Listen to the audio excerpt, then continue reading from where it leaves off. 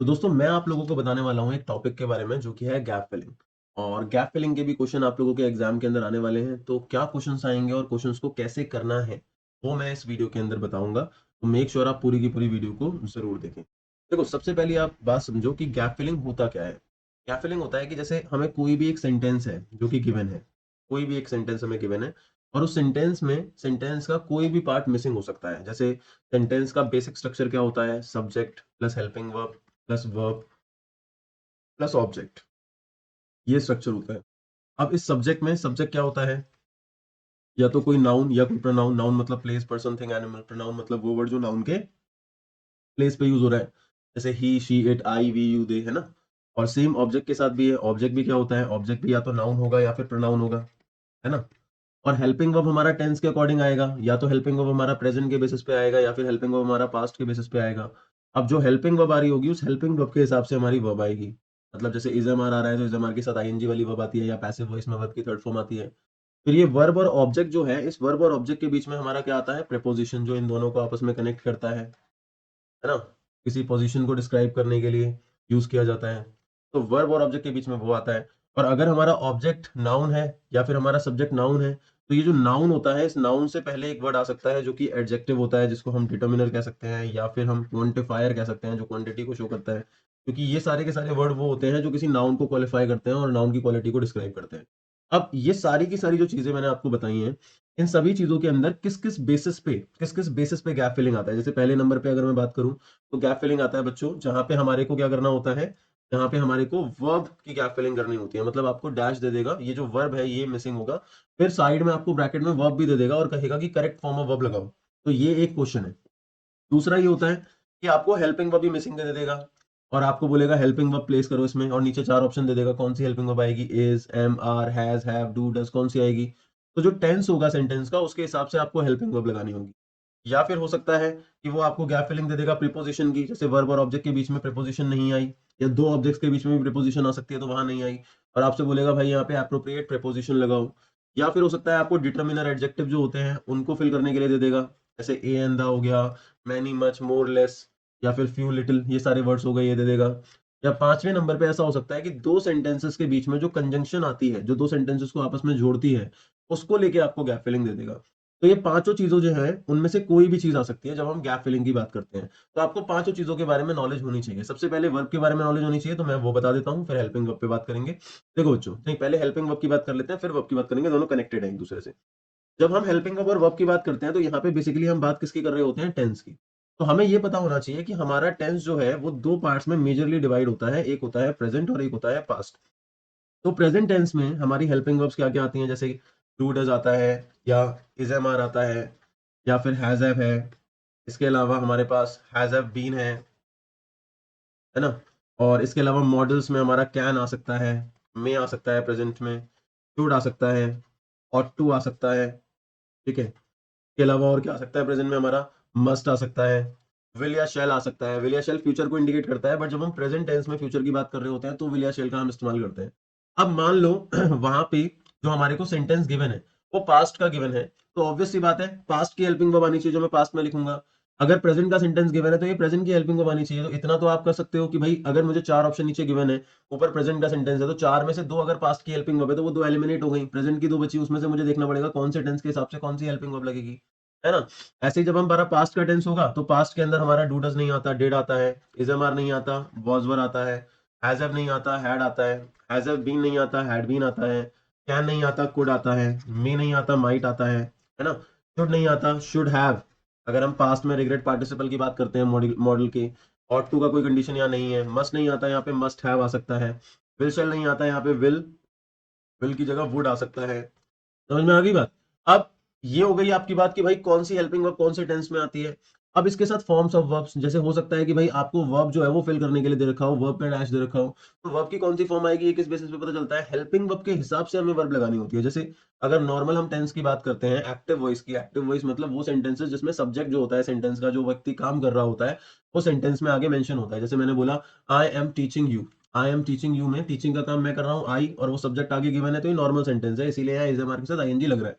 लेकिन अगर मैं बोलूं you are being taught by me, तो यहाँ पे देखो आर बीइंग आ गया, और यहाँ पे यू आर के साथ वर्ब की थर्ड फॉर्म आ रही है बीइंग के बाद। क्यों आ रही है? क्योंकि ये पैसिव वॉइस है। पैसिव वॉइस क्या होता है? जब सेंटेंस में सब्जेक्ट आगे गिवन नहीं होता। जैसे you are being taught by me, मैं भी टीच मैं ही कर रहा हूँ, लेकिन वो आगे गिवन नहीं है ना सब्जेक्ट, यू आ रहा है जो कि ऑब्जेक्ट है, ठीक है। तो ये पैसिव वॉइस है। तो पैसिव वॉइस में हम इज एम आर के साथ भी वर्ब की थर्ड फॉर्म लगा सकते हैं। लेकिन ये जो रूल्स अभी मैं लिखवा रहा हूँ ये एक्टिव वॉइस के लिखवा रहा हूँ, जहाँ सब्जेक्ट आगे आ रहा होता है। तो डू डस के साथ नॉट आता है, फिर वर्ब की first form. Is am are के साथ फर्स्ट फॉर्म आईएनजी आता है। हैज हैव के साथ थर्ड फॉर्म आता है। हैज हैव बीन के साथ फर्स्ट फॉर्म प्लस आईएनजी आता है। कैन के साथ फर्स्ट फॉर्म, मे के साथ फर्स्ट फॉर्म, शुड के साथ फर्स्ट फॉर्म, ऑट टू के साथ फर्स्ट फॉर्म, मस्ट के साथ फर्स्ट फॉर्म, विल शैल के साथ फर्स्ट फॉर्म, डिड के साथ वर्ब की फर्स्ट फॉर्म। डिड के बाद नॉट आता है, फिर वर्ब की फर्स्ट फॉर्म आती है ना। डिड के बाद नॉट आता है और फिर उसके बाद वर्ब की फर्स्ट फॉर्म आती है। फिर वॉज वर्ब के साथ वर्ब की फर्स्ट फॉर्म प्लस आईएनजी।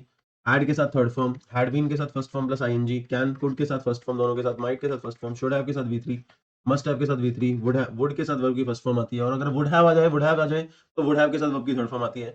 तो अब यहाँ पे कुछ चीजें ऐसी हैं जिसके साथ जैसे आईएनजी लगा है, जैसे इज एम आर के साथ आईएनजी, वॉज वर्ब के साथ आईएनजी, हैज हैव बीन के साथ आईएनजी, हैड बीन के साथ आईएनजी। लेकिन अब आपको ध्यान क्या रखना होगा कि भाई अगर यही चीजें पैसिव वॉइस में आ जाए, पैसिव वॉइस मतलब जहां पे सेंटेंस का सब्जेक्ट गिवन नहीं है, तो उस केस के अंदर ये जो वर्ड्स होते हैं जैसे कि इज, एम, आर, ऐसे ही वॉज या वर, इनफैक्ट फ्यूचर में हमारा विल भी हो गया, है ना, शेल भी हो गया, या फिर इसके अलावा हैज, हैव बीन, है ना, या फिर हो गया हैड बीन, या हो गया विल हैव बीन। इनमें से कोई भी अगर पैसिव वॉइस में आ रहा है तो उसके साथ में जो ऊपर मैंने लिखवाया है वो नहीं आता, बल्कि साथ में वर्ब की थर्ड फॉर्म आती है।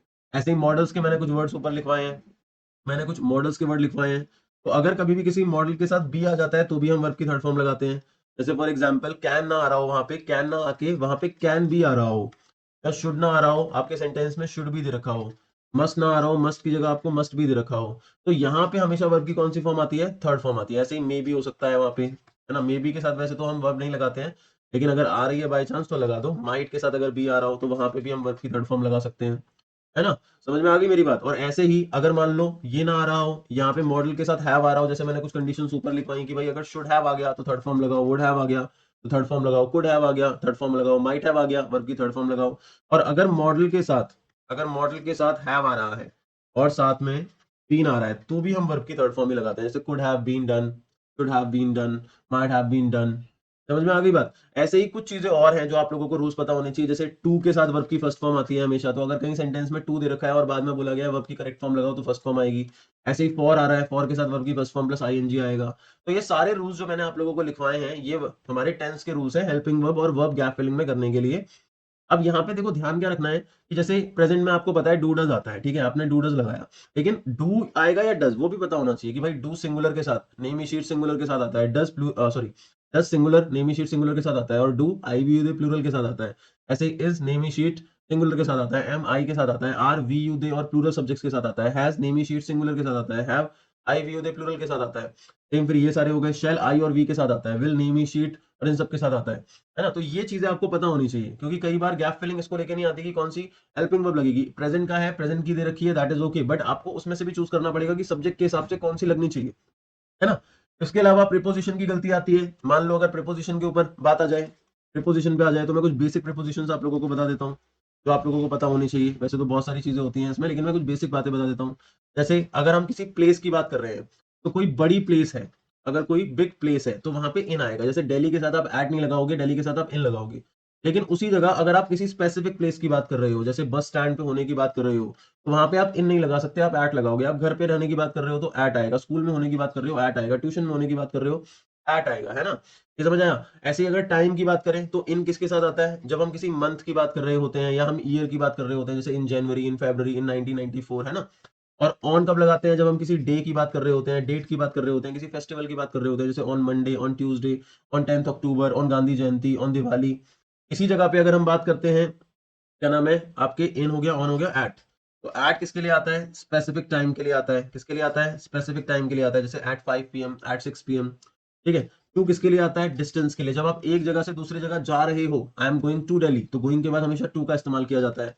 ऐसे ही फ्रॉम कब आता है? जब एक जगह से दूसरी जगह से वापस आ रहे हो, एक जगह गए फिर वहां से वापस आ रहे हो, I am coming from home आएगा, I am coming to home नहीं आएगा, I am coming from home आएगा। तो मतलब जाने के लिए, एक जगह से दूसरी जगह जाने के लिए, तो आप क्या लगाओगे? टू लगाओगे। लेकिन अगर आप उस जगह से लौट के आ रहे हो, बैक, तो वहां पे आप टू नहीं लगाओगे, वहां पे आप फ्रॉम लगाओगे। फिर इसके बाद फॉर का हिंदी मीनिंग के लिए होता है, तो सेंटेंस को थोड़ा सा हिंदी में पढ़ के समझ के आप कर सकते हो। ठीक है, तो ये सारी मेन प्रीपोजिशन है जो ज्यादा आती है। इसके अलावा दो और बता देता हूं, जैसे प्रेजेंट परफेक्ट कॉन्टिन्यूअस में, पास्ट परफेक्ट कॉन्टिन्यूअस में सिंस और फॉर का यूज किया जाता है। तो सिंस का इस्तेमाल कब होता है? पॉइंट ऑफ टाइम के साथ। और फॉर का इस्तेमाल कब होता है? पीरियड ऑफ टाइम के लिए। तो पॉइंट ऑफ टाइम क्या होता है? जैसे मैंने बोला 5 बजे मंडे 1994, मैंने बोला एक पर्टिकुलर डेट, तो ये सब पॉइंट ऑफ टाइम में आता है, क्योंकि वहां से पॉइंट ऑफ टाइम में समझा देता हूँ। देखो जैसे मान लो एक पॉइंट ये है, एक पॉइंट ये है, और ये बीच में टाइम है। तो जो स्टार्टिंग पॉइंट है और जो एंडिंग पॉइंट है उसको पॉइंट कहते हैं, और जो बीच का ड्यूरेशन होता है उसे पीरियड कहते हैं। जैसे मान लो मेरी क्लास शुरू हुई 5 बजे और मेरी क्लास खत्म हुई 6 बजे, तो 5 बजे और 6 बजे पॉइंट हो गया, तो यहाँ सेंस लगेगा 5 PM 6 PM के साथ। लेकिन बीच में जो 1 आवर का ड्यूरेशन है, इसके लिए हमारा क्या लगेगा? फॉर।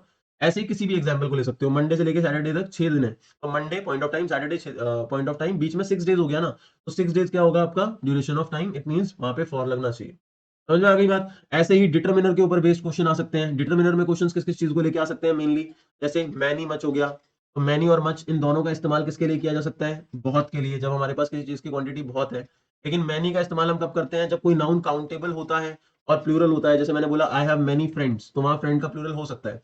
लेकिन मच जो है वो कब लगता है? जब हमारा नाउन जो है वो अनकाउंटेबल होता है और सिंगुलर होता है। मतलब अनकाउंटेबल नाउन हमेशा सिंगुलर ही होते हैं। जैसे मैंने बोला आई हैव मच पेशेंस, मेरे पास बहुत धैर्य है, तो पेशेंस का पेशेंसेस आप प्लूरल नहीं बना सकते। ऐसे ही फ्यू और लिटिल की अगर बात की जाती है, तो फ्यू का इस्तेमाल भी कब हम करते हैं? जब हमारा नाउन काउंटेबल होता है, प्लूरल होता है। लिटिल का इस्तेमाल हम कब करते हैं? जब हमारा नाउन अनकाउंटेबल होता है, प्लूरल नहीं होता है, क्या होता है? सिंगुलर होता है। और लिटिल और इसको क्या, लिटिल और फ्यू को कहा क्या जाता है? थोड़ा कहा जाता है। अब ऐसे ही इसके अंदर वेरिएशंस भी आ जाती हैं, जैसे कि आपसे ये बोल दिया गया कि भाई अ फ्यू आ गया, या फिर आपके पास द फ्यू आ गया, या फिर हो सकता है आपके पास अ लिटिल आ गया, या फिर हो सकता है आपके पास द लिटिल आ गया। वहां बताओ क्या होगा? और फ्यू और लिटिल का क्या सेंस है? क्योंकि देखो फ्यू का मतलब, अ फ्यू का मतलब और द फ्यू का मतलब, इन सबका एक ही मतलब है थोड़ा। तो डिफरेंस क्या है? तो फ्यू का इस्तेमाल हम तब करते हैं जब हम किसी नेगेटिव सेंस की बात करते हैं। जैसे मैंने बोला I have few friends only, मैं नेगेटिव सेंस में, मेरे बहुत ही थोड़े दोस्त हैं यार, कोई मेरी मदद नहीं करता है ना। लेकिन I have a few friends who help me, तो पॉजिटिव सेंस में हम यहाँ पे बात कर रहे हैं। सेंस पॉजिटिव है, सेंस नेगेटिव है, सेंटेंस का स्ट्रक्चर नहीं, नॉट की बात नहीं कर रहा, सेंस की बात कर रहा हूँ। तो अ फ्यू का इस्तेमाल थोड़ा है पर पॉजिटिव सेंस में बात कर रहा हूँ, और द फ्यू का इस्तेमाल कंप्लीट सेंस में, मतलब जितना भी मेरे पास है वो थोड़ा है लेकिन वो सारा का सारा। जैसे the few friends I have they all are rich, की जितने भी थोड़े फ्रेंड मेरे पास हैं वो सारे के सारे। तो कंप्लीट सेंस को शो करने के लिए हम यहाँ पे द फ्यू यूज करते हैं, पॉजिटिव सेंस को शो करने के लिए हम अ फ्यू यूज करते हैं, और नेगेटिव सेंस को शो करने के लिए हम फ्यू यूज करते हैं। ऐसे ही अ लिटिल की अगर हम बात करें, तो अ लिटिल किसको शो करता है? पॉजिटिव सेंस को शो करता है, मतलब अनकाउंटेबल नाउन है और उसके साथ में पॉजिटिव सेंस आ रहा है। द लिटिल किसको शो करता है? नेगेटिव सेंस को शो करता है ना। ऐसे ही लिटिल की बात करें, तो लिटिल किसको शो करता है? अरे मैंने नेगेटिव लिख दिया, रियली सॉरी, यहाँ पे कंप्लीट सेंस आएगा। द लिटिल किसको शो करता है? कंप्लीट सेंस को शो करता है। और लिटिल जो है वो किसको शो करता है? नेगेटिव सेंस को शो करता है ना। जैसे फॉर एग्जांपल मैंने बोला कि मेरे पास थोड़ा ही पानी है, सॉरी मैं तुम्हारे साथ शेयर नहीं कर सकता, little water I can not share with you, but अगर तुम मांगो और मैं दूं तो I have a little, don't worry, I have a little, I will share, है ना। तो ये आपके सारे होते हैं। अब इसके अलावा भी कई सारे होते हैं, जैसे हम यहाँ पे मोर और लेस की बात कर सकते हैं। तो मोर और लेस में डिफरेंस क्या होता है?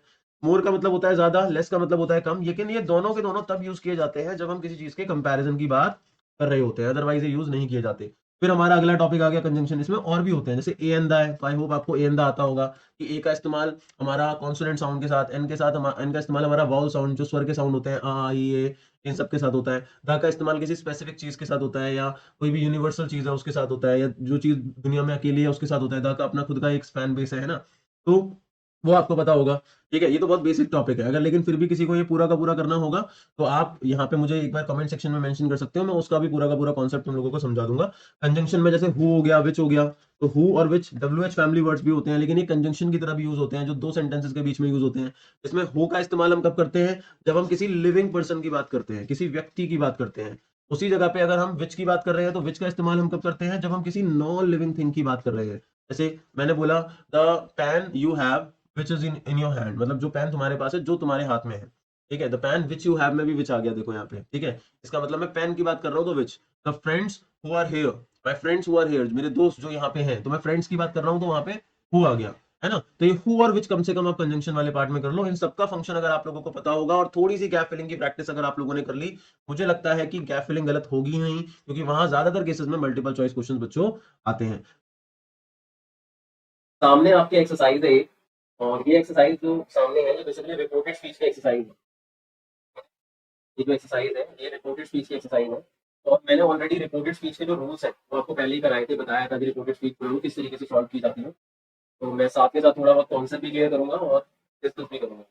जब भी हम रिपोर्टेड स्पीच सॉल्व कर रहे होते हैं तो मैंने एक बात समझाई थी कि हमारे को जो ये डायलॉग्स यहाँ पे गिवन है, जैसे मदर और डॉटर के बीच में कोई डायलॉग गिवन है, तो हमें ये देखना होता है कि डायलॉग जो है वो कौन सी कैटेगरी से बिलोंग करता है। जैसे कि इसमें एक कैटेगरी होती है जिसे हम कहते हैं असर्टिव, फिर असर्टिव के अलावा एक और कैटेगरी होती है जिसे हम कहते हैं इंटरोगेटिव, फिर एक कैटेगरी होती है जिसे हम कहते हैं इंपेरेटिव। ये तीन मेन होती है। पता कैसे चलता है?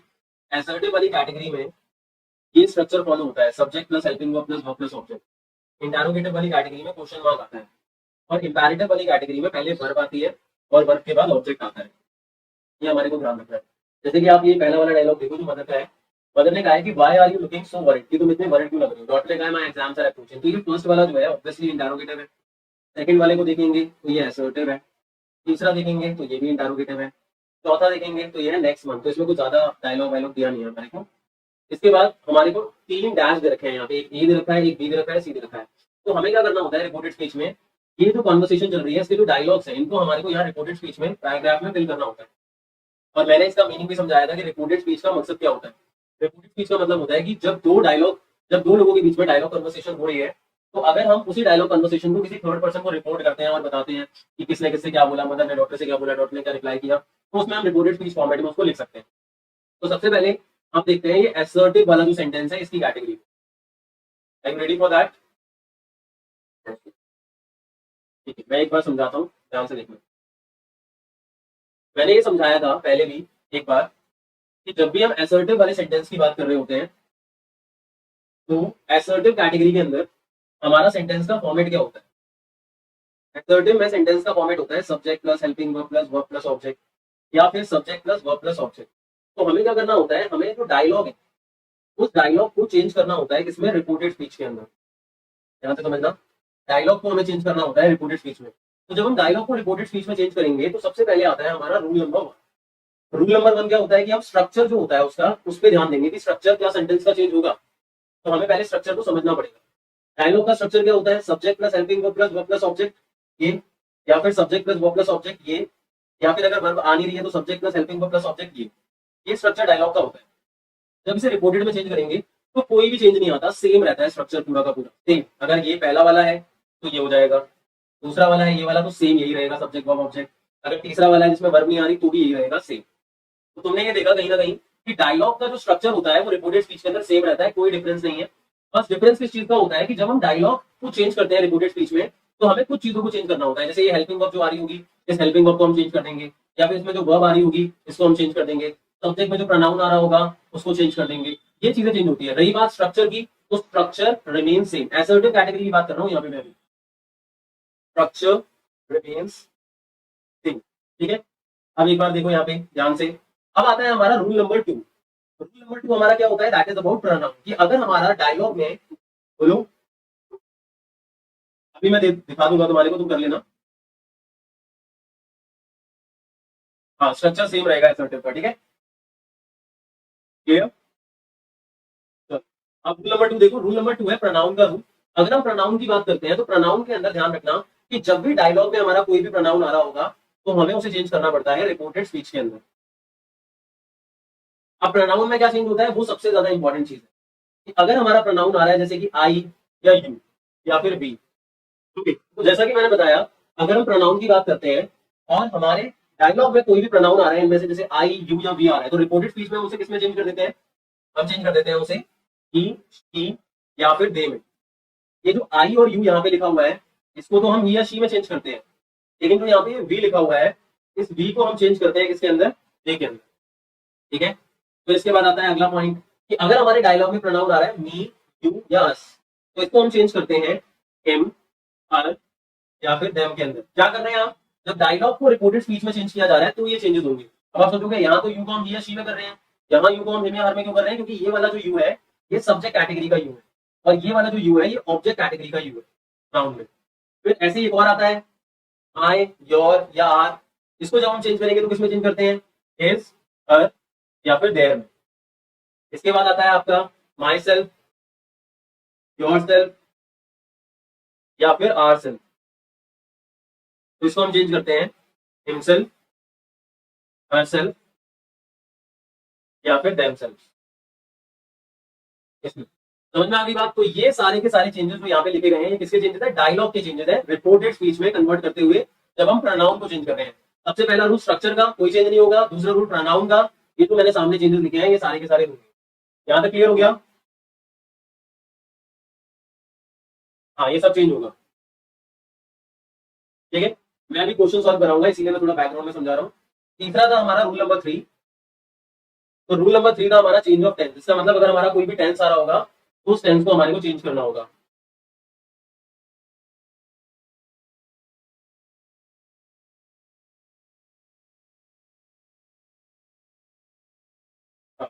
तो रूल नंबर 3 की बात करते हैं। अब रूल नंबर 3 के अंदर हमारे टेंस चेंज होंगे। तो टेंस चेंज करने का मतलब है ये चेंजेस होंगे हमारे, कि अगर मान लो डायलॉग में कोई भी हेल्पिंग वर्ब आ रही है तो उसको हमारे को क्या करना है? रिपोर्टेड स्पीच के अंदर चेंज करना है। जैसे कि अगर हमारे डायलॉग में आ रहा है डू या डस, तो उसको हम किस में चेंज करेंगे? डेट। डायलॉग में आ रहा है is am are, is am are को चेंज करेंगे वॉज वर। डायलॉग में आ रहा है हैज हैव, तो it will be change into had. फिर डायलॉग में आ रहा है हैज हैव प्लस बीन, तो ये चेंज होगा हैड प्लस में बीन। डायलॉग में अगर आएगा डिड, तो डिड को हम चेंज करेंगे had plus third form of the verb. Dialogue में आता है was verb, it will be change into had been plus fourth form of the verb. Dialogue का कैन चेंज होगा कुड में, मे चेंज होगा माइट में, will या shall change होगा वुड में। ये सारा का सारा हो गया हेल्पिंग वर्ब का। ये सारे के सारे जो चेंजेस हैं ये किसके हैं? हेल्पिंग वर्ब के हैं। बट कुछ सिचुएशन ऐसी होती है ना, हेल्पिंग वर्ब आ ही नहीं रही होगी, बल्कि वहां पे क्या आ रही होगी? वर्ब आ रही होगी। तो जब वर्ब आ रही होगी तो वर्ब की फर्स्ट फॉर्म अगर आ रही है या वर्ब की फर्स्ट फॉर्म के साथ एस या ईएस लगा हुआ है तो उसे रिपोर्टेड स्पीच में सेकंड फॉर्म में चेंज करते हैं। और अगर वर्ब की सेकंड फॉर्म आ रही है तो सेकंड फॉर्म को हम had plus third form of the verb में चेंज। यहाँ तक क्लियर हो गया? और इसके अलावा कुछ चेंजेस और होते हैं, वो एडिशनल चेंजेस होते हैं। अब एक बार हम देख लेते हैं असर्टिव सेंटेंसेस को चेंज करते हैं। जैसा कि ये वाला देखो, आप यहाँ लिखा हुआ है माय एग्जाम्स आर अप्रोचिंग। अब माय एग्जाम्स आर अप्रोचिंग को यहाँ बी वाले में हमारे को डाल देते हैं। असर्टिव सेंटेंस है ये, तो इसी तरीके से करेंगे जैसा मैंने बताया। बताओ क्या होगा? अब एक बात बताओ, ये माय जो है ये किसके लिए यूज हो रहा है? डॉटर के लिए हो रहा है ना। माय डॉटर के लिए यूज हो रहा है तो हर आएगा। देखो मैंने यहाँ पे प्रोनाउन के चेंज में लिखवाया है अभी ऑलरेडी, कि माय का चेंज हम हिज या हर में करेंगे, तो हम गर्ल है तो इसीलिए किसमें कर देंगे? हर कर देंगे। तो it will become her exams. और आर जो यहाँ पे आ रखा है इसे हेल्पिंग वर्ब को चेंज कर देंगे जो मैंने लिखवाया है, तो आ जाएगा वर अप्रोचिंग। ठीक है, दूसरे नंबर पे देखते हैं इस वाले डायलॉग कन्वर्सेशन को। नेहा ने कहा I am really looking forward to the class picnic tomorrow. ठीक है, फिर yes after long time we will be meeting our friends and teachers. तो एक सेंटेंस ये वाला है और एक सेंटेंस ये वाला है। ये वाला बताओ क्या होगा? I am really looking forward to the class picnic tomorrow. तो सही का आई का चेंज शी में हो जाएगा जैसा मैंने लिखवाया है। फिर एम का वॉज में हो गया, तो she was really looking forward to the class picnic. अब एक और रूल हमारा लग गया टुमारो। टुमारो का चेंज हो जाएगा नेक्स्ट डे में। ऐसे ही यस्टरडे का चेंज हो जाता है प्रीवियस डे में। ये वाला बताओ, we will be meeting our friends and teachers. हाँ, तो बी का चेंज हो जाएगा दे में, तो it will become they will का हो जाएगा वुड बी मीटिंग। और आर का चेंज हो जाएगा देयर में, देयर फ्रेंड्स एंड टीचर्स। समझ में आया कैसे चेंज हो रहा है ये? इसी तरीके से बाकी सारे के सारे ये हो जाएंगे बहुत इजीली। ठीक है, अब इसके बाद बात करते हैं हम इंटरोगेटिव वाली कैटेगरी की। मैंने ऑलरेडी समझाया था। हमने यहाँ पे देखा एसर्टिव सेंटेंस के अंदर हमारा जो स्ट्रक्चर वाला पार्ट है, डायलॉग का जो स्ट्रक्चर है रिपोर्टेड स्पीच में चेंज नहीं हो रहा है। बस प्रोनाउन, हेल्पिंग वर्ब या वर्ब जो भी हमें चेंज करना होगा वो चेंज करना है। लेकिन अगर इसी जगह हम इंटरोगेटिव वाली कैटेगरी की बात करते हैं, if we talk about interrogative, तो इंटरोगेटिव में ऐसा बिल्कुल भी नहीं होता। इंटरोगेटिव वाली कैटेगरी के अंदर हमारा जो स्ट्रक्चर है वो चेंज हो जाता है। तो ये सबसे इंपॉर्टेंट पार्ट है और इसी में सबसे ज्यादा गलतियां होती हैं। जब भी स्ट्रक्चर चेंज करने की बात होती है ना, तो वहां पे सबसे ज्यादा गलतियां हो रही होती हैं और इसमें हमारे को बिल्कुल भी गलती नहीं करनी है। तो मैं समझा रहा हूँ, एक बार से देख लो। देखो, जब हम बात करते हैं इंटरोगेटिव वाले वर्जन की, जब हम बात करते हैं इंटरोगेटिव वाले वर्जन की, तो we have two categories, helping verb और WH। दो तरीके से सेंटेंस इंटरोगेटिव बनता है, हेल्पिंग वर्ब से और WH से। हेल्पिंग वर्ब से जो इंटरोगेटिव बनता है उसमें हेल्पिंग वर्ब आगे आ रही होती है और WH में WH। तो हमें सेम तरीके से जाना है। डायलॉग को हम चेंज कर रहे हैं किसके अंदर? रिपोर्टेड स्पीच के अंदर। तो हमें ये पता होना चाहिए डायलॉग किस फॉर्मेट में आएगा। पहले हम हेल्पिंग वर्ब वाली कैटेगरी को देख लेते हैं। हेल्पिंग वर्ब वाली कैटेगरी के अंदर डायलॉग में पहले हेल्पिंग वर्ब आ रहा होता है, फिर सब्जेक्ट, फिर वर्ब, फिर ऑब्जेक्ट, फिर क्वेश्चन वर्ब। तो जब हम इसे रिपोर्टेड स्पीच में चेंज करते हैं तो हम पहले सब्जेक्ट लगा देते हैं, फिर हेल्पिंग वर्ब आ जाती है और पॉजिटिव में आ जाता है सेंटेंस, और सेंटेंस के आगे हम इफ लगा देते हैं। ध्यान से देखो, यहाँ हेल्पिंग वर्ब और फिर सब्जेक्ट आ रहा है पहले, लेकिन जब रिपोर्टेड स्पीच में चेंज हुआ तो पहले सब्जेक्ट और फिर हेल्पिंग वर्ब और सबसे आगे आ गया इफ। दूसरी कैटेगरी है WH वाली। WH वाली कैटेगरी के अंदर क्या होगा, WH में सबसे पहले डायलॉग वाले वर्जन में आता है WH, फिर helping verb, subject, verb, object, question mark. Same यही वाली कैटेगरी है, बस आगे WH लग रहा है। जब इसको रिपोर्टेड स्पीच में चेंज करेंगे तो देखो यहाँ हेल्पिंग वर्ब में पहले इफ लगा रहे थे, लेकिन इसमें ऐसा नहीं है। सेम जो WH आगे आ रहा होगा वही आगे आएगा, बस ये चीज चेंज हो जाएगी। हेल्पिंग वर्ब के बाद सब्जेक्ट आ रहा है यहाँ, लेकिन यहाँ सेम इसी तरह subject plus helping verb plus verb plus object plus full stop आ जाएगा। समझ में आ गई बात? एग्जाम्पल के लिए मान लेते हैं, यहाँ मैंने लिखा did he not help question mark. अब मुझे देखना पड़ेगा कि ये सेंटेंस किससे इंटरोगेटिव बन रहा है, क्वेश्चन मार्क आ रहा है तो इंटरोगेटिव तो है। अब ये हेल्पिंग वर्ब से बन रहा है, डेटा आगे आ गया, तो ये स्ट्रक्चर है, इसको चेंज करेंगे इसमें तो आगे इफ आएगा, फिर इफ के बाद सब्जेक्ट आएगा, सब्जेक्ट क्या है शी का चेंज नहीं होता प्रोनाउन में तो सेम रहेगा शी, फिर हेल्पिंग वर्ब आएगी। तो डेड का चेंज हम किसमें करते हैं, देखो टेंस वाले रूल के अंदर ऑलरेडी लिखवाया हुआ है, डेड का change had plus third form के अंदर होता है, देखा तो है ये रहा, डेड का change had plus third form के अंदर होता है। लिखेंगे इफ शी हैड नॉट, फिर वर्ब की थर्ड फॉर्म आ जाएगी हेल्प, और यू का चेंज हो जाएगा हिम के अंदर क्योंकि ऑब्जेक्ट है, हिम या हर के अंदर। समझ में आ गई बात? अब इसी रूल के हिसाब से, अब इंटरोगेटिव में ध्यान रखना स्ट्रक्चर चेंज हो गया और प्रोनाउन वाला जो रूल असर्टिव में था वो सेम रूल यूज होगा। इसके अलावा जो टेंस या हेल्पिंग वर्ब या वर्ब वाला जो रूल मैंने करवाया है वो सेम इंटरोगेटिव में भी यूज होगा, तो हमें ध्यान रखना है। अब करके देखो इसे, पहला वाला सेंटेंस देखो, why are you looking so worried, इसका चेंज क्या होगा, why helping verb subject, WH helping verb subject, change करेंगे तो WH फिर सब्जेक्ट आएगा फिर हेल्पिंग वर्ब आएगी, अभी तो समझाया है और पहले भी समझा रखा है। ये रहा, पहले WH आ रहा है फिर सब्जेक्ट आएगा फिर हेल्पिंग वर्ब। स्ट्रक्चर में गलती मत करो, हर एक बच्चा यही गलती करता है। पहले वाई आएगा फिर यू को आगे लाएंगे तो क्या बनेगा, यू किसके लिए, डॉटर के लिए, तो शी आ गया, फिर इस को इधर ले गए, he was looking so worried, बन गया। अब ये बताओ व्हेन विल दे स्टार्ट, इसका क्या होगा, when they would start, would भी तो आएगा, विल थोड़ी आएगा, विल का चेंज वुड में होगा, ये हो गया। ध्यान दिया करो, पूर्व ऐसे एग्जाम में गलती करोगे तो मार्क्स कटेंगे तुम्हारे। क्यों, दिमाग क्यों नहीं चल रहा? ये वाला बताओ, did you see my new umbrella, इसमें क्या होएगा, क्या करेंगे, इफ ही हैड सीन, और मैरी लड़की है, हर, इस तरीके से हमारा पूरा का पूरा चेंज हो जाएगा।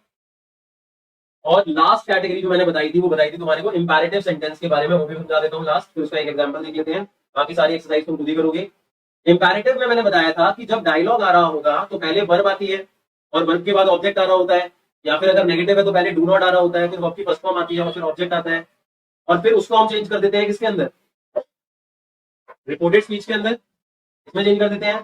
तो जब रिपोर्टेड स्पीच में चेंज करेंगे तो वर्ब प्लस ऑब्जेक्ट को सेम स्ट्रक्चर में रखना है, बस टू प्लस वर्ब की फर्स्ट फॉर्म प्लस ऑब्जेक्ट ही आ जाएगा, और वर्ब का कोई चेंज नहीं होगा, वर्ब जो फर्स्ट फॉर्म आ रही होगी वो सेम फर्स्ट फॉर्म ही आएगी। इंटरोगेटिव में हम टेंस चेंज कर रहे थे, हम असर्टिव में टेंस चेंज कर रहे थे, लेकिन इंपैरेटिव में टेंस चेंज नहीं होता है, इसको नोट कर लेना, two plus first form object, और ये वाला जो स्ट्रक्चर है इसमें डू नॉट का चेंज किसमें हो जाएगा, नॉट टू में, फिर वर्ब की फर्स्ट फॉर्म और ऑब्जेक्ट, ठीक है। और प्रोनाउन का जो चेंज है वो वैसे का वैसा ही रहेगा, तो बता रखा है। जैसे करके देखते हैं, अगर कोई सेंटेंस दे रखा है देख लेते हैं,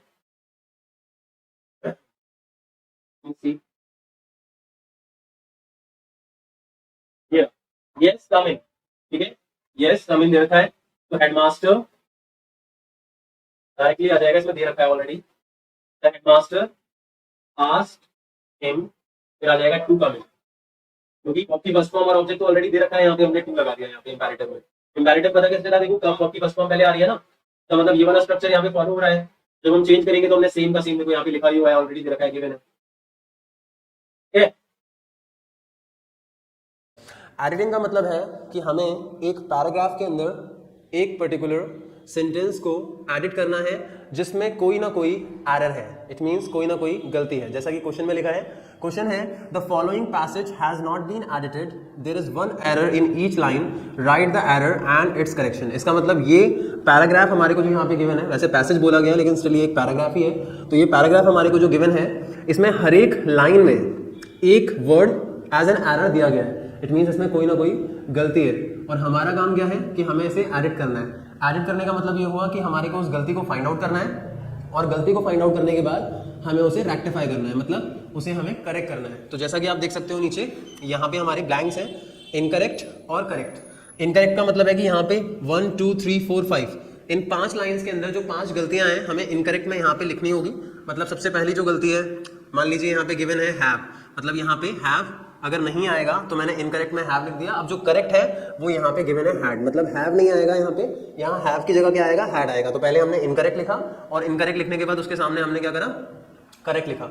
इसी तरीके से बाकी के जो हमारी लाइंस हैं उन बाकी की लाइंस में जो जो वर्ड गलत है हमारे को इनकरेक्ट में यहाँ पे उस वर्ड को लिखना है और उसके बाद यहाँ पे हमें करेक्ट में लिखना है, ठीक है। तो मैं आपको बता दूं कि एडिटिंग का जो टॉपिक है वो, मैं ये नहीं कहता कि बहुत ज़्यादा मुश्किल टॉपिक है, लेकिन हाँ बहुत ज़्यादा आसान टॉपिक भी नहीं है। क्योंकि एडिटिंग का टॉपिक अगर आप नहीं कर पा रहे हो और आप एरर्स फाइंड आउट नहीं कर पा रहे हो तो उसका बहुत बड़ा रीज़न ये है कि आपके ग्रामर के बेसिक्स जो है वो कहीं ना कहीं क्लियर नहीं है।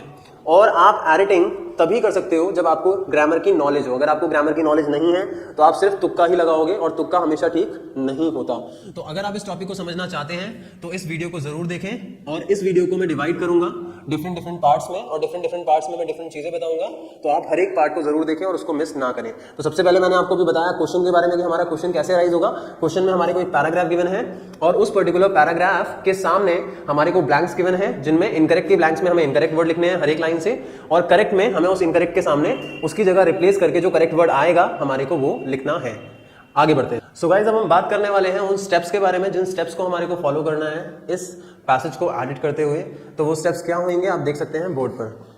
सबसे पहले हमें क्या करना है, फाइंड आउट द एरर, मतलब उस पर्टिकुलर पैराग्राफ में लाइन में कहाँ पे गलती है हमें इस चीज को फाइंड आउट करना है, ठीक है। अब एरर को फाइंड आउट करने के लिए हमें कुछ चीजों को फॉलो करना है, वो मैं आपको बता रहा हूँ। सबसे पहले आपको ये पता होना चाहिए कि वो पैराग्राफ जिसमें हम एरर फाइंड आउट कर रहे हैं वो प्रेजेंट में है या पास्ट में है, ठीक है। और ये बहुत ज़्यादा जरूरी है। आपको पता कैसे चलेगा कि वो प्रेजेंट में है या पास्ट में है? देखिए, अगर वो पास्ट में है तो पता कैसे चलेगा, उस पैराग्राफ में ये वर्ड सारे होंगे, I, we, you, he, she, they, name, ये वर्ड सारे होंगे। और बेसिकली वहां पे बात किस चीज़ की हो रही होगी, एक्सपीरियंस की, मतलब किसी भी पर्सन के एक्सपीरियंस की यहाँ पे बात हो रही होगी, ठीक है। तो अगर ये वर्ड्स आ रहे हैं तो ये आपके लिए एक हिंट है कि वो पैराग्राफ किस में है, पास्ट में है। अगर वो पैराग्राफ पास्ट में है तो ऑब्वियसली बात है वहाँ पे जो हेल्पिंग वर्ब्स यूज होंगी वो पास्ट की होंगी, जो वर्ब्स यूज होगी हेल्पिंग वर्ब के अकॉर्डिंग यूज होगी। और अगर वो पैराग्राफ किसी भी एक आइडिया के बारे में बात कर रहा है, किसी टॉपिक के बारे में बात कर रहा है, तो वो किस में होगा, प्रेजेंट में। क्योंकि अगर चाइल्ड लेबर के ऊपर बेस्ड पैराग्राफ है तो ऑब्वियसली बात है वो पास्ट में तो होगा नहीं। लेकिन चाइल्ड लेबर का कोई विक्टिम है, उसके एक्सपीरियंस के ऊपर बेस्ड पैराग्राफ है, तो एक्सपीरियंस हमेशा पास्ट में होता है। तो आपको पहली चीज ये पता होनी चाहिए कि पैराग्राफ प्रेजेंट में है या पास्ट में है। क्लियर? इसके बाद आपको पता होना चाहिए हेल्पिंग वर्ब्स के बारे में, वर्ब्स के बारे में, प्रीपोजिशन के बारे में, डिटर्मिनर्स के बारे में और कंजक्शंस के बारे में। क्यों पता होना चाहिए? क्योंकि ये 5 चीजें होती हैं गाइस, ये 5 चीजें होती हैं जहां 95% आपकी मिस्टेक होती है। आपकी मिस्टेक 95% एडिटिंग में जो होंगी वो इन्हीं 5 चीजों में से होंगी। अगर आपके 8 क्वेश्चंस आ रहे हैं ना, तो 8 में से एटलीस्ट 3 ऐसे होंगे जहां पे आपकी गलती जो होगी वो किसकी होगी, हेल्पिंग वर्ब की होगी और वर्ब की होगी। 3 तो होंगे, 4 भी हो सकते हैं, 5 भी हो सकते हैं। इसके अलावा बाकी क्या हो सकते हैं कि प्रीपोजिशन से गलत हो, डिटर्मिनर से हो, कंजक्शन से हो। तो आपको इसकी नॉलेज होनी चाहिए कि हेल्पिंग वर्ब क्या है, वर्ब क्या है, प्रीपोजिशन क्या है, डिटर्मिनर क्या है, कंजक्शन क्या है। अगर आपको इसकी नॉलेज है तो आप इसको ठीक कर सकते हैं। हालांकि इस वीडियो में मैं मेनली आपको उन गलतियों के बारे में बताऊंगा जो हेल्पिंग वर्ब और वर्ब के बेसिस पे होते हैं, और इस वीडियो के जो नेक्स्ट पार्ट्स होंगे उसके अंदर मैं आपको बाकी चीज़ों के बारे में भी बताऊंगा, क्योंकि मैं इसे बहुत ज़्यादा लेंथी नहीं करना चाहता। तो गाइस, आपको पता होना चाहिए हेल्पिंग वर्ब और वर्ब के बारे में। और जैसे ही आप एरर फाइंड आउट कर लोगे, ऑब्वियसली बात है अगर पैराग्राफ पास्ट में है तो मतलब वहाँ पास्ट की हेल्पिंग वर्ब्स होंगी, और अगर पास्ट की हेल्पिंग वर्ब वहाँ नहीं आ रही है, वहाँ प्रेजेंट की हेल्पिंग वर्ब आ रही है, मतलब गलती वहीं पे ही है। और दूसरी चीज, अगर मेरी हेल्पिंग वर्ब जो है वो कंटिन्यूअस की आ रही है तो इसका मतलब वर्ब जो होगी वो वर्ब की फोर्थ फॉर्म होगी, आईएनजी। वर्ब की फोर्थ फॉर्म आपकी क्या होती है, वर्ब की फोर्थ फॉर्म होती है फर्स्ट फॉर्म प्लस आईएनजी। तो हमें पता है कि कॉन्टिन्यूअस टेंस के अंदर वर्ब की फोर्थ फॉर्म आती है, तो अगर वहां पे वर्ब की फर्स्ट फॉर्म दे रखी है तो इसका मतलब वहां पे गलती हो सकती है। तो आपको पता होना चाहिए हेल्पिंग वर्ब के बारे में, टाइम के बारे में, और साथ में हेल्पिंग वर्ब के रिलेशन में कौन सी वर्ब लगती है इसके बारे में, तो आप उस गलती को फाइंड आउट कर सकते हो। तो मैं अब आपको बताऊंगा कि प्रेजेंट में कौन सी हेल्पिंग वर्ब आती है, पास्ट में कौन सी आती है, और किस हेल्पिंग वर्ब के साथ कौन सी वर्ब लगती है। सो गाइज, मेरा मानना है कि अगर आप इस वीडियो को बहुत ध्यान से देखेंगे और एक एक चीज़ जो मैं आपको बता रहा हूँ अगर आप उसको नोट करेंगे तो आप एडिटिंग के अंदर अच्छे मार्क्स स्कोर कर सकते हैं। तो मैं आपको बताने वाला हूँ कुछ बेसिक चीज़ों के बारे में, ध्यान से सुनिए और देखिए और नोट भी करिए, ठीक है। सबसे पहले गाइज मैं एक एग्जाम्पल स्ट्रक्चर बता रहा हूँ। जैसा कि मैंने आपको बताया कि अगर गलती होगी किसी लाइन में तो इसका मतलब वो सेंटेंस की गलती है, क्योंकि हमारा पैराग्राफ सेंटेंसेस को मिला के बनता है, तो हर एक सेंटेंस में जो एरर है वो हमें उस सेंटेंस के स्ट्रक्चर को समझ के ही पता चलेगा। और अभी हम बात कर रहे हैं बेसिकली किसकी, हेल्पिंग वर्ब और वर्ब की, कि अगर गलती हेल्पिंग वर्ब में है और वर्ब में है तो क्या हो सकती है। तो देखिए हेल्पिंग वर्ब जो होती है वो या तो किसकी होगी, प्रेजेंट की, या फिर किसकी होगी हेल्पिंग वर्ब, पास्ट की। तो अगर मेरा ये सेंटेंस पास्ट का है, अगर मेरा सेंटेंस पास्ट का है, पता कैसे चलेगा पास्ट का, मैंने आपको बता दिया कि अगर सेंटेंस में I, we, you, he, she, दे या फिर किसी एक्सपीरियंस की बात हो रही है तो इसका मतलब वहां पे हम बात कर रहे हैं किसकी, पास्ट की। तो अगर मेरा ये सेंटेंस पास्ट का है तो इसका मतलब ये हुआ कि वहां पास्ट की हेल्पिंग वर्ब आनी चाहिए, पास्ट हेल्पिंग वर्ब आनी चाहिए। लेकिन हो सकता है यहाँ प्रेजेंट की हेल्पिंग वर्ब गिवन है और पैराग्राफ मेरा पास्ट का है, तो क्या गलती है, वही वाली गलती है कि अगर मेरा सेंटेंस यहाँ गिवन है येस्टरडे आई एम गोइंग, तो इसका मतलब क्या हुआ, येस्टरडे का मतलब पैराग्राफ मेरा पास्ट में जा रहा है, आई भी आ रहा है और आई हमारा पास्ट में आता है, तो यहाँ हमारी हेल्पिंग वर्ब किसकी होनी चाहिए थी, पास्ट की होनी चाहिए थी। लेकिन एम हमारी हेल्पिंग वर्ब किसकी होती है, प्रेजेंट की, जिसकी वजह से एम में गलती है, तो एम की जगह हमारा क्या आना चाहिए, वॉज आना चाहिए। तो एक चीज आपको ये पता होनी चाहिए कि हेल्पिंग वर्ब जो है प्रेजेंट पास्ट किसकी है, अकॉर्डिंग टू सेंटेंस के होगा वो, ठीक है। अब दूसरी चीज, हेल्पिंग वर्ब का रिलेशन होता है किसके साथ, वर्ब के साथ। तो मेरी हेल्पिंग वर्ब का रिलेशन अगर वर्ब के साथ है, जैसे कि यहाँ इज एम आर आ रहा है, इज एम आर मुझे पता है किसमें आता है, कॉन्टिन्यूअस में आता है, और जो कॉन्टिन्यूअस टेंस है मेरा उसके अंदर वर्ब की कौन सी फॉर्म आनी चाहिए, फोर्थ फॉर्म। फोर्थ फॉर्म क्या होती है, फर्स्ट फॉर्म प्लस आईएनजी। तो यहाँ पे मान लो अगर गोइंग नहीं होता, यहाँ पे मेरे को दे रखा होता आई एम गो, तो मुझे पता है कि भाई इज एम आर कॉन्टिन्यूअस में होता है, उसके साथ फोर्थ फॉर्म आती है, आईएनजी आना चाहिए, तो मतलब गलती यहाँ पे होगी, तो गो की जगह क्या आ जाएगा, गोइंग। तो एक तो ये गलती आपको समझ में आ गई, दूसरा वर्ब की क्या गलती हो सकती है वो समझ आ गई। अब तीसरा, हेल्पिंग वर्ब का कनेक्शन होता है किसके साथ, सब्जेक्ट के साथ भी होता है। तो अगर मेरा सब्जेक्ट सिंगुलर है तो हेल्पिंग वर्ब भी सिंगुलर होगी, अगर सब्जेक्ट प्लूरल है तो हेल्पिंग वर्ब भी प्लूरल होगा। जैसे कि यहाँ आई के साथ एम दे रखा है तो आई के साथ एम आता है, लेकिन मान लो अगर यहाँ पे हमारे को यू के साथ एम दे रखा होता तो मतलब यहाँ पे हमारी गलती किसकी होती, यू की होती। तो यहाँ पे हमारा यू के अकॉर्डिंग या तो आई आता, या यू के अकॉर्डिंग अगर मैं हेल्पिंग वर्ब को चेंज करूंगा तो एम की जगह क्या आ जाता, आर आ जाता। तो आपको बेसिकली ये कनेक्शन पता होना चाहिए कि हेल्पिंग वर्ब का वर्ब से क्या कनेक्शन है, हेल्पिंग वर्ब का सब्जेक्ट से क्या कनेक्शन है, सब्जेक्ट का हेल्पिंग वर्ब से क्या कनेक्शन है, ये चीजें आपको पता होनी चाहिए। अब मैं आपको बताता हूँ प्रेजेंट में कौन सी हेल्पिंग वर्ब आती है और पास्ट में कौन सी हेल्पिंग वर्ब आती है, ठीक है। देखिए प्रेजेंट में हमारी हेल्पिंग वर्ब्स आती हैं do, does, is am are, has have been, और ये हमारे मॉडल्स होते हैं, इनको भी मैंने हेल्पिंग वर्ब में ही कंसिडर कर लिया है। तो कैन, मे, विल, शैल, आप सोचोगे विल शैल जो है वो फ्यूचर में आता है, प्रेजेंट में नहीं आता। लेकिन अगर प्रेजेंट में मैं बात करूंगा उसकी तो प्रेजेंट में ही तो एग्जिस्ट करेगा। जैसे मैंने बोला कि today I will go to market, तो मैं प्रेजेंट मूवमेंट पे ही तो उसी बात को बोल रहा हूँ, फ्यूचर को इंडिकेट करने के लिए, तो इसे हमें प्रेजेंट में ही कंसिडर करना है, ठीक है। पास्ट में क्या आएगा, did, was, were, had been, could, might, would. साथ में आपको ये पता होना चाहिए कि इन हेल्पिंग वर्ब्स के साथ कौन सी फॉर्म ऑफ वर्ब आती है। तो डू, डज, डिड के साथ फर्स्ट फॉर्म आएगी, वॉज, वर के साथ फोर्थ फॉर्म आएगी, हैज हैव हैड के साथ third form, has have had been के साथ फोर्थ फॉर्म, कैन और कुड के साथ फर्स्ट फॉर्म, मे, माइट के साथ first form, will, shall, would के साथ फर्स्ट फॉर्म। तो इसके बारे में आपको पता होना चाहिए। इसके अलावा एक्सेप्शन में could have, would have, should have, might have, जो भी ये मॉडल है उसके साथ, मॉडल जो है उनके साथ अगर हैव आ जाता है तो वहां पे third form of the verb या फिर हम past participle form of the verb use करेंगे। तो इन चीजों के बारे में पता होना चाहिए। और वर्ब के बारे में, प्रेजेंट में वर्ब की फॉर्म आती है फर्स्ट फॉर्म या फिफ्थ फॉर्म। फिफ्थ फॉर्म क्या होती है, फर्स्ट फॉर्म प्लस एस या फिर ईएस। फॉर एग्जांपल गो का गोज, तो गोज हमारी वर्ब की कौन सी फॉर्म है, फिफ्थ फॉर्म है। और पास्ट में कौन सी आएगी, सेकंड फॉर्म। तो मैंने आपको सेंटेंस स्ट्रक्चर के बारे में बताया था, subject plus helping verb plus object. हो सकता है ये स्ट्रक्चर ना हो, कोई सेंटेंस ऐसे आ रहा हो subject plus verb plus object, for example I go market, ठीक है। और यहाँ पे अगर मुझे येस्टरडे दिया गया है, येस्टरडे आई गो मार्केट, तो इसका मतलब क्या हुआ कि मैं पास्ट की बात कर रहा हूँ, तो वहां वर्ब भी कौन सी आएगी, पास्ट की। तो गो की जगह हमारा क्या आना चाहिए, वेंट आना चाहिए, क्योंकि पास्ट में कौन सी फॉर्म आती है, सेकंड फॉर्म आती है। तो आपको ये चीज पता होनी चाहिए। अब आपको क्या पता होना चाहिए, हेल्पिंग वर्ब का सब्जेक्ट के साथ रिलेशन, कि कौन सी हेल्पिंग वर्ब कौन से सब्जेक्ट के साथ लगती है, ठीक है। तो देखिए यहाँ पे अगर मेरी हेल्पिंग वर्ब सिंगुलर है तो सिंगुलर हेल्पिंग वर्ब कौन सी है ये आपको पता होना चाहिए, ठीक है। तो सिंगुलर हेल्पिंग वर्ब्स हमारी हैं वर्ब की fifth form, does, is, was, has, ठीक है। और प्लूरल हेल्पिंग वर्ब कौन सी है, वर्ब की first form, do, are, were, have. तो ध्यान रखना सिंगुलर हेल्पिंग वर्ब के साथ जो सब्जेक्ट आएगा वो क्या आएगा, सिंगुलर सब्जेक्ट आएगा, ठीक है। और प्लूरल हेल्पिंग वर्ब के साथ क्या आएगा, प्लूरल सब्जेक्ट आएगा। इस चीज को आपको ध्यान रखना है, ठीक है। मतलब अगर वहां प्लूरल हेल्पिंग वर्ब दी है और उसके साथ सिंगुलर सब्जेक्ट दिया है तो यहाँ गलती हो सकती है या यहाँ गलती हो सकती है, तो उसके अकॉर्डिंग लगाना होगा। ऐसे सिंगुलर हेल्पिंग वर्ब के साथ अगर प्लूरल सब्जेक्ट दिया है तो यहाँ हो सकती है, यहाँ हो सकती है, तो उसके अकॉर्डिंग आपको लगाना है, ये आपको पता होना चाहिए, ठीक है गाइस। अब इसके अकॉर्डिंग, इस क्वेश्चन के अकॉर्डिंग मैं आपको बताता हूँ एक क्वेश्चन के बारे में। चलिए देखते हैं उस क्वेश्चन को। सो गाइस चलिए देखते हैं एक क्वेश्चन को, ठीक है। क्वेश्चन यहाँ पे है, देखिए अब यहाँ पे हमारे को एक पैराग्राफ गिवन है, हर एक पैराग्राफ में गलती है। फर्स्ट वाला हमें एग्जाम्पल के रूप में बता रखा है। तो मैंने आपको क्या बताया था, हमारी गलती जो होगी वो किन चीजों में होगी, 5 चीजों में होगी, ठीक है। किस किस में हो सकती है, helping verb, verb, preposition, determiner और कंजक्शन। और इस वीडियो में मैं आपको समझा रहा हूँ किसके बारे में, हेल्पिंग वर्ब और वर्ब के बारे में, ठीक है। तो हमें क्या करना है, हमें हर एक पर्टिकुलर लाइन में किसको ढूंढना है, हेल्पिंग वर्ब और वर्ब को ढूंढना है और देखना है कि कहीं उस हेल्पिंग वर्ब में कोई गलती तो नहीं है। तो मैंने आपको सबसे पहले स्टेप के बारे में बताया था गाइस। सबसे पहला स्टेप क्या था, सबसे पहला स्टेप ये था कि मुझे ये देखना है कि पैराग्राफ प्रेजेंट में है या पास्ट में है। तो मैंने बताया था जहां आई, वी, यू, ही, शी आ रहा है या एक्सपीरियंस की बात हो रही है तो वो पास्ट में होता है। अब देखिए क्वेश्चन में यहाँ लिखा है last month I have gone, तो यहाँ आई आ गया, तो आई का मतलब एक क्लू मिल गया आपको कि भाई ये पैराग्राफ किसके अंदर है, पास्ट में है, ठीक है। अब अगर पैराग्राफ पास्ट में है तो इसमें हेल्पिंग वर्ब कौन सी आएगी, पास्ट की, और वर्ब उसके अकॉर्डिंग आएगी। मतलब अगर कहीं पे भी इस पैराग्राफ में अगर प्रेजेंट की हेल्पिंग वर्ब दी है तो वो गलत है, वहां पे हमें क्या करना है, पास्ट की हेल्पिंग वर्ब को चेंज करना है। 90% ऐसा होता है, कुछ केसेस के अंदर ऐसा भी होता है जहां पास्ट का पैराग्राफ है और प्रेजेंट की हेल्पिंग वर्ब आ सकती है, वो एक दूसरी कंडीशन है, उसके बारे में मैं आपको बताऊंगा, लेकिन ज्यादातर ऐसा नहीं होता, ठीक है।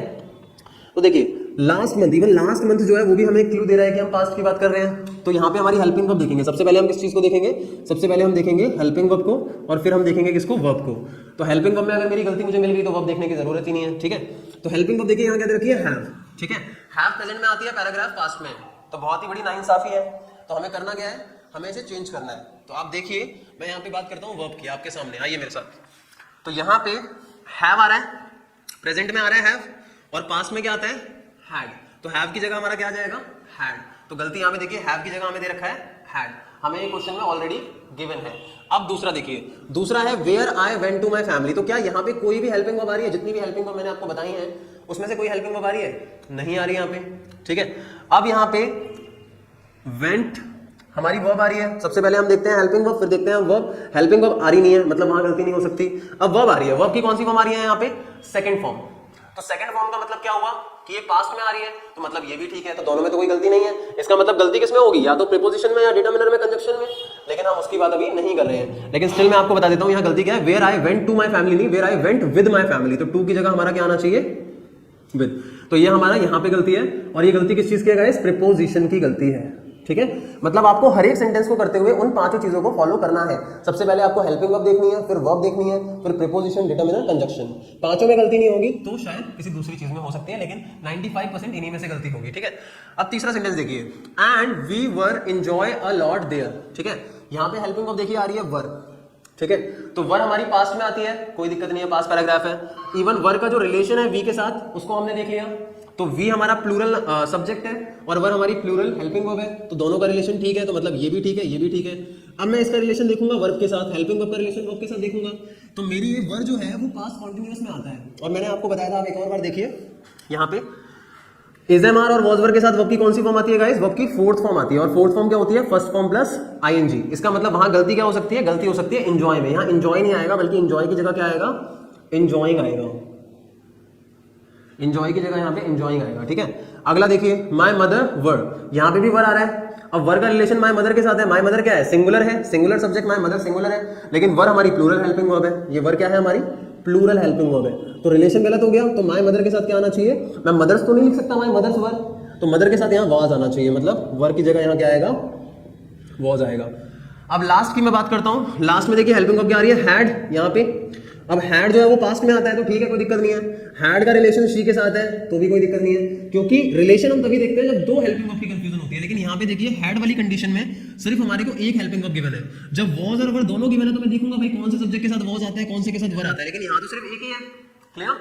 तो हैड के साथ सब्जेक्ट की कोई दिक्कत नहीं है, तो शी आ सकता है। अब हैड के साथ वर्ब का रिलेशन देखो, स्टे आ रहा है, स्टे वर्ब की कौन सी फॉर्म है, फर्स्ट फॉर्म, और हैड के साथ वर्ब की कौन सी फॉर्म आती है गाइस, थर्ड फॉर्म आती है। आप देख सकते हैं हैड के साथ कौन सी फॉर्म आती है, थर्ड फॉर्म। इसका मतलब यहाँ स्टे में गलती है, तो स्टे की जगह क्या आना चाहिए, यहाँ पे स्टे आना चाहिए, ठीक है। इस प्रीपोजिशन, प्रीपोजिशन की मैंने एक छोटी सी डेफिनेशन लिखी है आपको समझाने के लिए, that is connects verb with noun and a noun with noun. मतलब कि जो प्रीपोजिशन है वो क्या करती है, एक वर्ब को एक नाउन से जोड़ती है। आई होप आपको पता होगा गाइस वर्ब क्या है और नाउन क्या है। तो एक वर्ब को नाउन से प्रीपोजिशन जोड़ती है, ठीक है, और साथ में एक नाउन को नाउन से भी प्रीपोजिशन जोड़ सकती है। कहने का मतलब ये हुआ कि एक सेंटेंस में एक वर्ब को एक नाउन से जोड़ने का काम प्रीपोजिशन करती है और एक नाउन को नाउन से जोड़ने का काम प्रीपोजिशन करती है। मतलब जब वर्ब नाउन से कनेक्ट होगा तो उसके बीच में प्रीपोजिशन जरूरी है, ऐसे ही जब एक नाउन दूसरे नाउन से कनेक्ट होगा तो उसके बीच में भी प्रीपोजिशन जरूरी है। फॉर एग्जाम्पल गाइस, ये सेंटेंस है, I am going to Mumbai for a work. तो यहाँ पे आप देखोगे वर्ब क्या है, गोइंग, और नाउन क्या है, मुंबई। इन दोनों के बीच में क्या आ रहा है, टू, जो कि प्रीपोजिशन है। ऐसे ही मुंबई क्या है नाउन और वर्क भी क्या है नाउन, और इन दोनों के बीच में क्या आ रहा है फॉर, जो कि क्या है एक प्रीपोजिशन है। तो आई होप आपको ये बात समझ आई होगी, लेकिन स्टिल अगर आपको ये बात समझ में नहीं आई है और आप कंफ्यूज होते हो तो आपको एटलीस्ट कुछ बेसिक प्रीपोजिशंस के बारे में पता होना चाहिए, आप उनको लर्न कर सकते हो, जो कि आपके बोर्ड पे यहाँ सामने है, जैसे कि in, on, at, with, to, after, before, from, along, upon, up to, below, towards, of, many, other, ये सारी प्रीपोजिशन जो हैं इनके बारे में आपको पता होना चाहिए। इवन इनकी नॉलेज भी आपको होनी चाहिए कि इनका जो यूज है हम कहाँ पे करते हैं। अगर आपको अच्छे से इनका यूज नहीं पता है तो हम एक सेपरेट वीडियो बनाएंगे प्रीपोजिशंस के लिए, तो आपको वहाँ प्रीपोजिशंस का जो टॉपिक है वो क्लियर हो जाएगा और आपको इस वीडियो में भी और इस टॉपिक के अंदर भी उससे हेल्प मिलेगी। अब हम बात करते हैं गाइस नेक्स्ट की। नेक्स्ट होता है हमारा डिटर्मिनर। तो गाइस डिटर्मिनर क्या होते हैं, ठीक है। डिटर्मिनर है कि refer a noun and comes before a noun, ठीक है, कि जो डिटर्मिनर्स हैं वो किसी नाउन को रेफर करते हैं, नाउन का मतलब किसी नाउन को दर्शाते हैं और हमेशा किसी नाउन से पहले आते हैं। फॉर एग्जांपल आप देख सकते हैं आई हैव अ पेन, इस सेंटेंस में मैं आपसे पूछूं नाउन क्या है तो क्या है पेन, क्योंकि नाउन होता है name of a place, person और अ थिंग, तो पेन एक वस्तु है, एक थिंग है, तो उससे पहले क्या आ रहा है आ रहा है। आप कहोगे सर ये डिटर्मिनर थोड़ी है, तो आर्टिकल है। तो गाइस मैं आपको बता दूं आर्टिकल जो होता है वही डिटर्मिनर का पार्ट होता है, उसमें आर्टिकल होता है, डेमोन्स्ट्रेटिव डिटर्मिनर होते हैं, क्वांटिटेटिव डिटर्मिनर्स होते हैं, इसके अलावा भी हमारी कुछ कैटेगरीज होती हैं। तो यहाँ पे नाउन से पहले आ रहा है। अगर आपको ये समझ नहीं आता तो कुछ बेसिक डिटर्मिनर्स के बारे में आपको जानकारी होनी चाहिए, जैसे ए एंड द, ज़्यादातर गाइस इसमें गलती होती है, few, little, some, several, many, much, each, every, many, और भी काफ़ी सारे अदर होते हैं, ठीक है, काफ़ी सारे दूसरे भी होते हैं। फ्यू में भी a few, the few, little में a little, the little, much और मैनी में a much, the much, a many, the many, तो ये बहुत सारे होते हैं। तो आई होप आपको एटलीस्ट इनके बारे में पता होना चाहिए, ठीक है। लास्ट में मैं आपको बताता हूँ कनेक्टर और कंजक्शन। जैसा कि नाम से ही सजेस्ट हो रहा है, कनेक्टर मतलब जो जोड़े, तो एक सेंटेंस को जो दूसरे सेंटेंस से जोड़ता है उसे हम क्या कहते हैं, कनेक्टर कहते हैं, ठीक है। तो यहाँ देखिए आप कनेक्टर्स या कंजक्शंस, कनेक्ट्स टू सेंटेंसेस, मतलब कनेक्टर्स क्या करते हैं, दो सेंटेंसेस को आपस में जोड़ते हैं। For example I met my brother who is in army, तो एक सेंटेंस हो गया आई मेट माय ब्रदर, दूसरा हो गया हु इज इन आर्मी, ठीक है। तो ये हु क्या कर रहा है, इन दोनों सेंटेंसेस को आपस में जोड़ रहा है। तो हु हमारा एक तरीके से एक कंजक्शन, ठीक है, एक कंजक्शन की तरह, एक रिलेटिव कनेक्टर की तरह यूज यहाँ पे हो रहा है। तो वैसे तो बहुत सारे होते हैं, ठीक है, लेकिन स्टिल मैं दो के बता रहा हूँ क्योंकि ज्यादातर एडिटिंग में इन दो की गलती होती है, या तो विच या हु जो होता है वो किसके लिए आता है, लिविंग पर्सन के लिए आता है, और जो विच होता है वो किसके लिए आता है, नॉन लिविंग पर्सन के लिए आता है, सॉरी नॉन लिविंग पर्सन के लिए, सॉरी नॉन लिविंग थिंग के लिए आता है, ठीक है। तो आई होप आपको अभी तक ये जो बातें मैंने बताई हैं वो समझ में आई होंगी। अब हम इन चीज़ों को थोड़ा समझने की कोशिश करते हैं एग्जाम्पल्स के। सो गाइज मैं आपको बता दूं एडिटिंग एक ऐसा टॉपिक है, और सिर्फ एडिटिंग नहीं, एडिटिंग, ओमिशन, जंबल सेंटेंसेस, ये ऐसे टॉपिक्स हैं जिनका कोई स्पेसिफिक रूल नहीं होता। जिस तरीके से टेंसेस के स्पेसिफिक रूल होते हैं, वॉइस का स्पेसिफिक रूल होता है, नरेशन के स्पेसिफिक रूल्स होते हैं, लेकिन इन चीज़ों के स्पेसिफिक रूल्स नहीं होते, और ये बेस्ड होते हैं ग्रामर के सारे टॉपिक्स के ऊपर। सारे के सारे टॉपिक्स के बारे में आपको जब नॉलेज होगी ना तो आप एडिटिंग बहुत अच्छे से करोगे, ओमिशन बहुत अच्छे से करोगे। अगर आपकी रीडिंग हैबिट बहुत अच्छी होगी तो आप जंबल सेंटेंसेस बहुत अच्छे से करोगे। तो आप ये ना सोचें कि यार कोई मेरे को एक पर्टिकुलर रूल मिल जाए, कोई फॉर्मूला मिल जाए और उससे मैं एडिटिंग कर दूं और मेरे सारे ठीक हो जाएं। ये टोटली आपकी ग्रामर की नॉलेज और आपके एडिटिंग के प्रैक्टिस पे डिपेंड करता है कि आप कितने आंसर सही कर सकते हैं।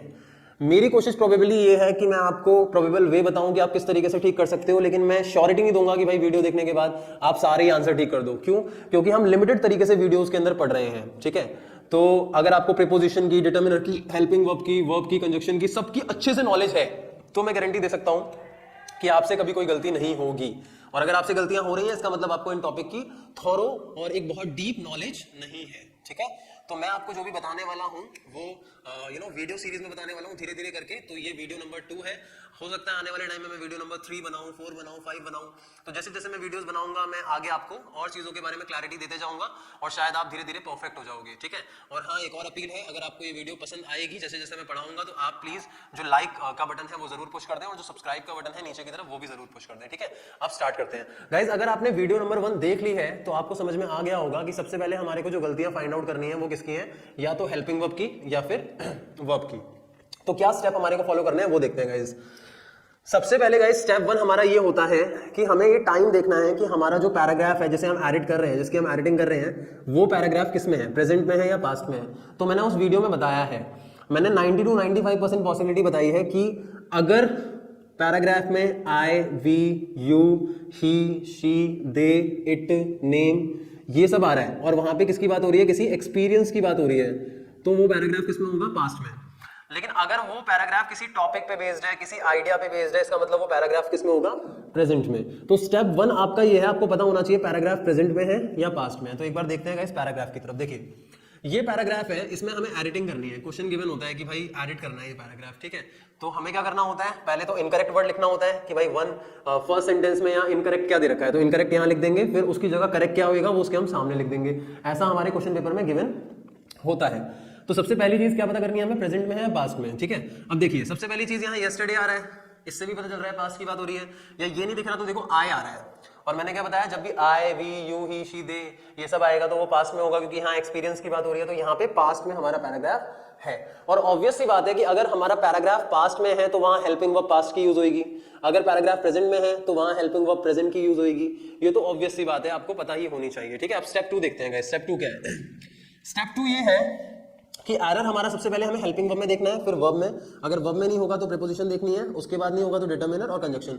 आप सोचोगे कि सर मैंने पहली लाइन देखी और मुझे समझ में आ गया भाई प्रीपोजिशन में है, तो बहुत अच्छी बात है, आप प्रीपोजिशन को इनकरेक्ट लिख के करेक्ट कर दोगे, ठीक है। लेकिन मेरा मानना यह है प्रीपोजिशन में दिख भी रही है ना आपको, तो आप प्रीपोजिशन डायरेक्टली मत करो, आप हमेशा इसी सीक्वेंस को फॉलो करो। पहले हेल्पिंग वर्ब में देखो, फिर वर्ब में, फिर इसमें। इससे क्या होगा, आपकी एडिटिंग को करने का एक प्रोसेस होगा, एक सीक्वेंस होगा। एटलीस्ट आप उस सीक्वेंस को फॉलो करोगे, क्योंकि ज्यादातर बच्चों की सबसे बड़ी गाइस प्रॉब्लम यही होती है कि उनका ना कोई मतलब सीक्वेंस ही नहीं होता, कोई तरीका ही नहीं होता। इवन जंबल सेंटेंसेस भी करते हैं ना, तो पेपर में नहीं करते, आंखों में करते हैं कि भाई ये आएगा फिर ये आ जाएगा, अच्छा ये आ जाएगा, अरे ये नहीं आ रहा तो ये आ जाएगा। आंखों में आंसर्स को मत उतारो, ठीक है। एक स्ट्रैटेजी बनाओ, एक सीक्वेंस बनाओ, और उसके अकॉर्डिंग आप अपने क्वेश्चन को करो। तो एडिटिंग में भी एक सीक्वेंस होगा, आपको सबसे पहले हेल्पिंग वर्ब भी देखनी है, फिर वर्ब देखनी है, फिर ये ऐसे करके जब आप 10-15 क्वेश्चन प्रैक्टिस करोगे ना, तो डायरेक्टली आंसर्स को कहीं ना कहीं फाइंड आउट करने लग जाओगे। तो हम पहले हेल्पिंग वर्ब देखेंगे, फिर वर्ब, प्रीपोजिशन, डिटरमिनर, कंजक्शन। और वीडियो नंबर 1 में मैंने अच्छे तरीके से एक्सप्लेन किया है हेल्पिंग वर्ब और वर्ब के बारे में, ठीक है। तो वहां मैंने क्या बताया कि अगर हमारा पैराग्राफ पास्ट में है तो हेल्पिंग वर्ब पास्ट की होनी चाहिए। इसका मतलब अगर पैराग्राफ पास्ट में है हेल्पिंग वर्ब पास्ट की होनी चाहिए, लेकिन अगर वहां प्रेजेंट की हेल्पिंग वर्ब दी है तो उसे हम पास्ट में चेंज कर देंगे। तो ये हमें इंटरशिफ्टिंग जो इंटरचेंज करना है, इसको आपको ध्यान रखना है, आपको पता होना चाहिए। आप रजिस्टर में आप नोट कर लो वीडियो नंबर 1 से कि कौन सी हेल्पिंग वर्ब प्रेजेंट में आती है, कौन सी पास्ट में आती है, और कौन सी हेल्पिंग वर्ब के साथ कौन सी फॉर्म ऑफ वर्ब आती है, ठीक है। चलिए अब देखते हैं, ठीक है। सबसे पहला गाइस सेंटेंस देखिए, yesterday I was coming to. अब देखिए यहां पे सबसे पहले मैंने हेल्पिंग वर्ब देखी वाज, तो पास्ट में वाज आता है। अब हेल्पिंग वर्ब की जब गलती होती है तो सिर्फ हेल्पिंग वर्ब इस बेसिस पे गलत नहीं होगी कि भाई पास्ट में है तो क्या आ रहा है, बल्कि ये भी देखा जाएगा कि उसके साथ सब्जेक्ट का रिलेशन क्या है। तो आई के साथ हमारा क्या आता है, वॉज आता है, तो ये भी ठीक है। मान लो अगर यहाँ वी दे रखा होता और वी के साथ वॉज दे रखा होता तो गलती यहाँ पे वी में हो सकती थी, यहाँ मैं वॉज की जगह वर लिख देता, लेकिन दोनों तो ठीक है। इवन वॉज का रिलेशन मैं वर्ब के साथ भी देखूंगा, तो वॉज वर के साथ मुझे पता है वर्ब की कौन सी फॉर्म आती है, फोर्थ फॉर्म आती है, आईएनजी लगता है, तो ये भी आ रहा है, तो इसमें भी गलती नहीं है। तो ना तो गाइस हेल्पिंग वर्ब में गलती है, ना ही गलती मेरी किसके अंदर है, वर्ब के अंदर है। अब तीसरी चीज जो मुझे देखनी है वो क्या है, वो है प्रीपोजिशन। तो आप देख सकते हो प्रीपोजिशन इसमें कौन सी आ रही है, टू। आप पढ़ के देखो, yesterday I was coming to Delhi. तो हमेशा ध्यान रखिए जब भी हम आने की बात करते हैं तो वहां टू नहीं आता, जाने की बात करते हैं तो टू आता है, आने की बात करते हैं तो फ्रॉम आता है। इसका मतलब ये हुआ कि गलती आपकी किसमें है, टू में है, ठीक है। तो यहां पे हमने लिखा टू गलत है, और इसकी जगह करेक्ट क्या आएगा, फ्रॉम आएगा। तो आई होप आपको समझ आया। अब सेकंड सेंटेंस देखते हैं गाइस। सेकंड सेंटेंस में देखिए, अब yesterday I was coming from Delhi and there I see. सबसे पहले क्या देखेंगे, हेल्पिंग वर्ब। क्या यहाँ कहीं हेल्पिंग वर्ब आ रही है, कोई भी हेल्पिंग वर्ब यहाँ नहीं आ रही है। सेकंड नंबर पे क्या देखेंगे, वर्ब। वर्ब क्या आ रही है, सी। सी वर्ब की कौन सी फॉर्म है, फर्स्ट फॉर्म। पास्ट का है पैराग्राफ, पास्ट में कौन सी फॉर्म आती है, जब हेल्पिंग वर्ब नहीं आती तो पास्ट में सेकंड फॉर्म आती है डायरेक्टली, लेकिन यहाँ फर्स्ट फॉर्म आ रही है, इसका मतलब गलती यहाँ पे आ गई। तो सी की जगह क्या आना चाहिए गाइस, सी की जगह आना चाहिए सॉ, सेकंड फॉर्म, ठीक है। And there I saw one of my friend, ठीक है। अब देखिए यहाँ पे कोई हेल्पिंग वर्ब आ रही है, वॉज, और वॉज का रिलेशन वर्किंग, ये भी ठीक है, वॉज भी ठीक है। और वॉज में हम बात कर रहे हैं फ्रेंड मतलब सिंगुलर की, हु से, तो ये भी ठीक है। और इसके अलावा हम बात करें हेल्पिंग वर्ब हो गया, वर्ब हो गया, प्रीपोजिशन ऑफ आ रही है, तो वन ऑफ माई, ठीक है। यहाँ पे भी हमारा रिलेशन सही है कि मेरा एक दोस्त, ठीक है। इसके बाद हमारा डिटरमिनर, डिटरमिनर आ रहा है हमारा माय। माय हमारा एक तरीके से पॉसेसिव डिटरमिनर होता है, तो माय फ्रेंड भी ठीक है, क्योंकि ये आई के साथ रिलेट हो रहा है, तो आई का रिलेशन पोसेशन में माय के साथ होगा, तो ये भी बिल्कुल ठीक है। अब यहाँ पे देखिए यहाँ आ रहा है हु, तो हमारी कंजक्शन भी ठीक है। इसका मतलब पांचों चीजों में से किसी भी चीज में गलती नहीं है। तो अब 5%, 100% में 95% उन्हीं पांचों चीजों में से गलती होगी, लेकिन 5% किसी दूसरी चीज की भी गलती हो सकती है। तो किसकी हो सकती है गलती, नाउन की हो सकती है, ठीक है। इसमें नाउन देखिए क्या आ रहा है, फ्रेंड आ रहा है, नाउन हमारा फ्रेंड है, और वन ऑफ माई फ्रेंड मतलब मेरे सारे दोस्तों में से कोई एक दोस्त। इसका मतलब यहाँ फ्रेंड नहीं आएगा, यहाँ क्या आएगा, फ्रेंड्स आएगा। तो यहाँ पे हमारी गलती किस चीज की है गाइस, फ्रेंड की जगह क्या आएगा, फ्रेंड्स आएगा। समझ में आया आपको, आई होप आपको समझ में आ रहा है। और हाँ प्लीज सब्सक्राइब और लाइक अगर पसंद आ रहा है, अच्छी लग रही है वीडियो, ठीक है। आगे देखिए फोर्थ नंबर पे क्या लिखा है, friend one of my friends who was working at an airport. अब एट एन एयरपोर्ट में यहाँ पे आगे देखिए हेल्पिंग वर्ब यहाँ नहीं आ रही है, वर्ब ट्राइड आ रहा है जो कि हमारी सेकंड फॉर्म है, ठीक है। यहाँ पे प्रीपोजिशन की बात करें तो एट एयरपोर्ट हमारा हो सकता है। डिटर्मिनर की बात करें देखो यहाँ एन आ रहा है, एन एयरपोर्ट तो नहीं आएगा क्योंकि मैं उस पर्टिकुलर एयरपोर्ट की बात कर रहा हूँ जहाँ पे मैं उतरा था, तो वो स्पेसिफिक हो गया। स्पेसिफिक चीजों के साथ क्या आता है वहां पे, द आएगा। तो at the airport, who was working at the airport, क्योंकि मैं उस पर्टिकुलर एयरपोर्ट की बात कर रहा हूं तो यहाँ पे द आ गया।